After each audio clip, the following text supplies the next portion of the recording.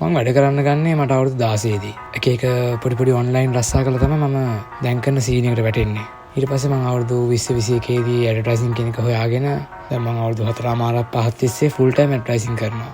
මම මේ කර ඉද්දී මට සමහරක් වෙලාවට රැයට තනියෙන් වැඩ කර ඉද්දී මතක් වෙනවා ඇයි මම මෙච්චර දඟලන්නේ කියලා.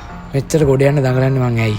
ඒත් මට එක වෙලාවක් වැඩ කරද්දී හිතෙනවා අපි හැම දෙනාම දඟලනවා. පොඩි කාලේ අම්මගේ බඩේදීත් අපි දඟලුවා. ඊට පස්සේ ආය අපි එළියට ආන් පස්සෙත් ආයෙත් ඇවිද ගන්න පුළුවන් නම් අපි දඟලුවා. ඊට පස්සේ අපි ඇවිදින්න ගත්තාන් පස්සෙත් අපි කරේ දඟලපු එක. ඉස්කෝලේදී දඟලුවා, ශ්‍රී ලංකාවේ දඟලුවා. ඊට පස්සේ අවුරුදු 15 16 වගේ වෙද්දී කොල්ලෝ එක්ක මේ අදිත් අපි දඟලුවා. කෙල්ලෝ ඉස්සර ඇඹරුණා. ඊට පස්සේ අපි කෙල්ලෝ එක්කත් දඟලුවා. මේ ජීවිතේ අපි ජීවත් වෙන්න කරන්නේ දඟලන එක. මේ දඟලිල්ල කවදා නවතිනවා. ඒකට අපිට හිතෙනවා අනේ තව ටිකක් දඟලන්න තිබ්බනම් කියලා. ඒකෙන්ද ඔයා දැන් දඟලිල්ල ලස්සනයි. ඒ දඟලිල්ල මතක තියාගන්න. ඒ දඟලිල්ලට ආදරය කරන්න. මොකද වඩා හැමදාම දඟලන්න වෙන්නේ නැහැ. ඔයාලඟදීම දිනනවා.